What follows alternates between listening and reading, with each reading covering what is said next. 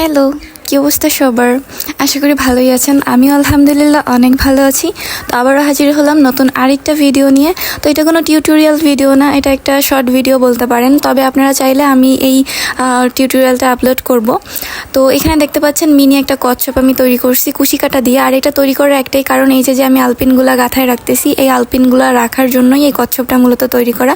মানে যেহেতু আমি দর্জি কাজ করি, আবার হিজাবের ক্ষেত্রেও এই আলপিনগুলা খুবই দরকার হয়। আর দর্জি কাজের ক্ষেত্রে তো প্রায় সময় আমার এটা দরকার হয়।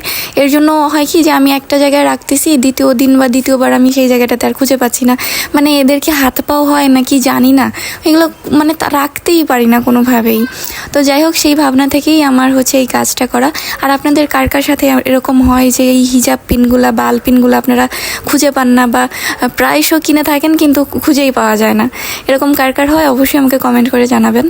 তো যাই হোক, এই যে দেখতে পাচ্ছেন কচ্ছপটা এখানে আমি তৈরি করতেছি। আর অবশ্যই আপনারা যদি টিউটোরিয়ালটা দেখতে চান বা শিখতে চান তাহলে আমাকে কমেন্ট করে জানাবেন। আমি টিউটোরিয়াল আপলোড করবো আমার ইউটিউব চ্যানেল তুলি বিচিত্রাতে। তো যাই হোক, এখানে কচ্ছপটা অলমোস্ট রেডি।